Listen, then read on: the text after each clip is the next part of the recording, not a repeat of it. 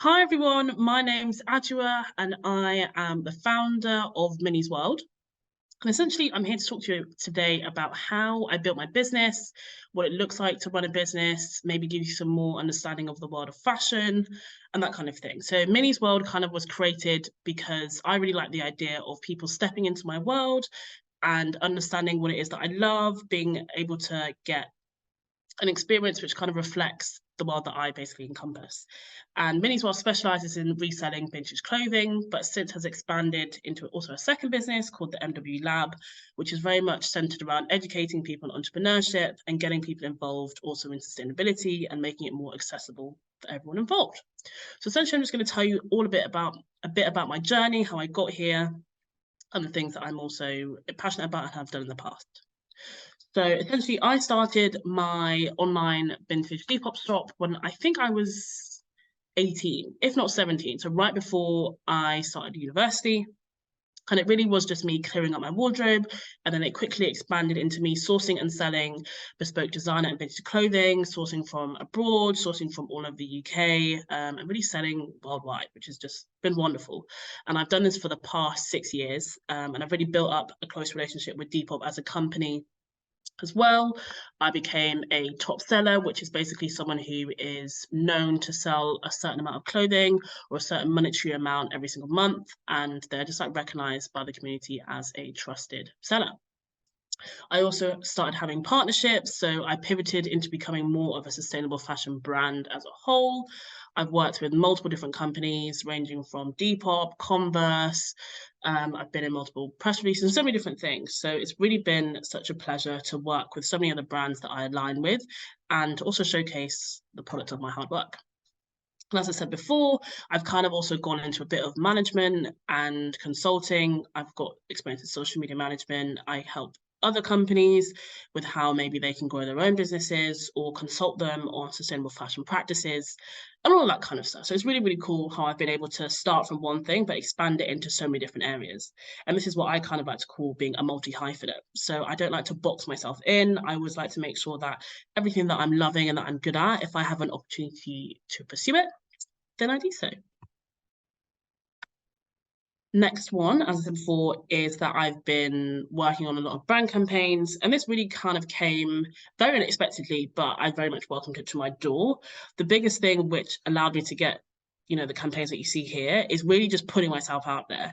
I really loved what I did and made sure that I produced something that I was passionate about to the highest of its quality. And I never stopped posting about what I was interested in, what I loved. I always did my own fun creative projects on the side, just to showcase what I'm capable of doing and also to allow myself and my creative juices to keep ticking over and keep flowing. You never want to get like stagnated in your business or feel like you're not expanding or exploring or getting new challenges. So this is very much something that every time I got an opportunity come to my door, even if it felt daunting or felt like I couldn't do it, I just said yes, because it really allows you to elevate and step up to a new level that you didn't think you were capable of.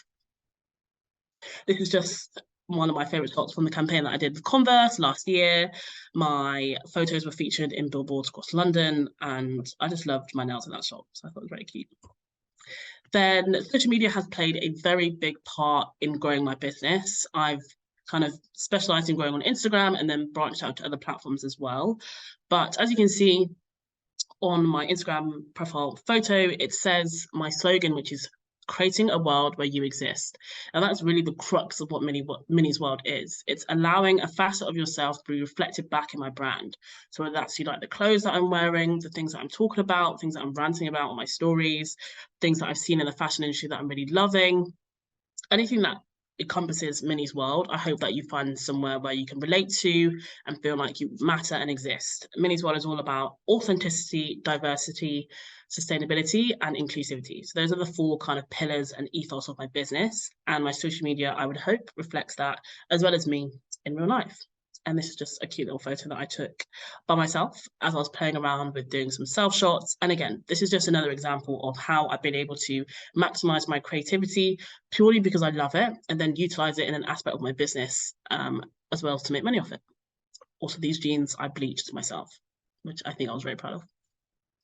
As I said before, I started growing on other platforms. I joined LinkedIn and TikTok. I definitely feel like if you're someone that wants to start creating or starting your own business, don't wait till you feel like you're ready or that quote unquote ready, or you've got a substantial amount of followers, or you have the perfect product or the perfect idea. Start now. People want to see your journey. They want to see you grow. They want to learn about all the ups and downs that you're doing. So definitely just put it out there. I think LinkedIn is a great platform to connect with other people in the professional world. I literally got this speaking opportunity because of LinkedIn. And yeah, I'm a very big advocate of it. TikTok's also wonderful because it keeps it realistic. You can be as real, as unpolished, or as polished as you like it to be, and you can just create your own identity and stamp on an app that is, forever growing. Photography, as I said before, is also a very big thing that I love. I'm also a big believer in not always monetizing every single hobby that you have. And photography, I do believe, is one of the things that I haven't necessarily monetized in its traditional sense. This is one of my good friends. We had some great fun shooting some of the clothes for my Depop shop, but I wanted to add a bit more of an editorial, fun, fashion photography edge to it.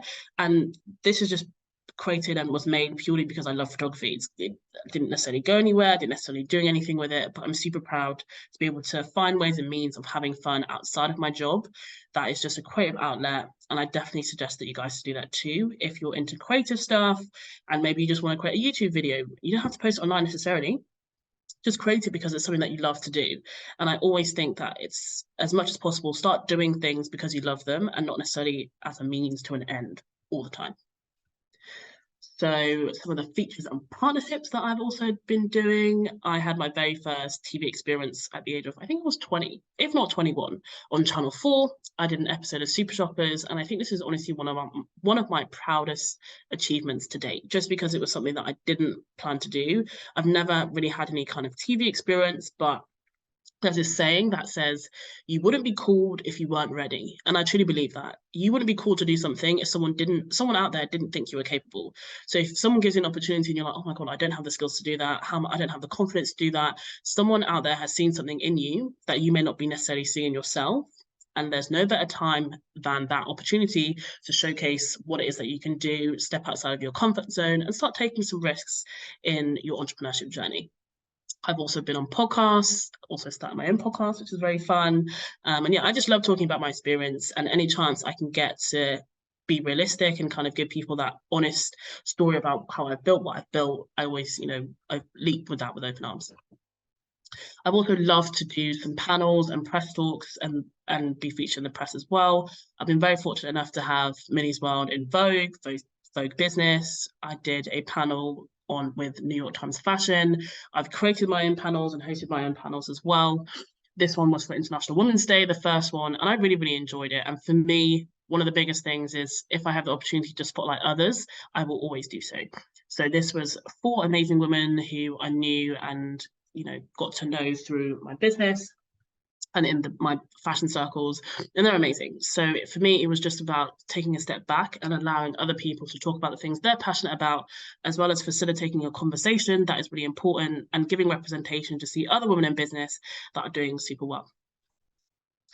The MW Lab, this is truly a labour of love and something which is continuously growing, and I absolutely love that it's been able to do that. It's really an educational platform focused on making sustainable fashion accessible, talking about entrepreneurial growth. I do it via consultancy, workshops, and panel talks. And again, if you have the ability to talk to different people or love to talk about the things that you're passionate about, find as many ways as possible to do it. People do actually want to listen to what you have to say. If you're worried that, oh, maybe what I'm saying isn't impactful or relevant or people won't care, trust me when I say they will. It's so important to value your own voice and see its uniqueness as something that is worth sharing with the world. And this is just kind of proof of that. And I've absolutely enjoyed doing it, as well as giving also, as I said before, an opportunity for other people to talk as well. Yeah, so essentially growing a business isn't something that I would say for everyone comes natural. And being an entrepreneur, I also wouldn't say that is plain sailing. But I really feel like the more that you understand yourself, the better you equipped to understand your business. And a lot of it is trial and error. You should not really be looking to get things perfect first time around. It's so much more important to have fun with it, put yourself out there, experiment, get creative, test some new boundaries, test some new limits, really push yourself outside of your comfort zone just to see what you can create. And I'm really a firm believer in just having fun with it and doing as much as you can with what you have. You don't have to have all the equipment. I certainly didn't when I started my business. And over time, then that's when I've been able to accrue certain things to help me grow. But yeah, if you're someone that's thinking about it, just do it. As Nike says, just do it, because it really, really is. You don't know where it can take you. You don't know who's watching. You don't know who can see you. And so many of my opportunities, if not all, if I'm honest, especially the big ones, have come because someone else has seen what I'm doing and literally just reached out via an email or DM on Instagram. So yeah, it's really, really important. I encourage everyone that if you're thinking about it, it's so possible. And I want to make sure that everyone that's watching this has the confidence and can find people that give them the confidence to do that. And make sure that once you find those people, you keep them around you, because those are the people that are going to uplift you and keep you going on your journey. So I hope you've learned something important from this. And if any budding entrepreneurs are out there, I wish you all the best in your journey. Thank you.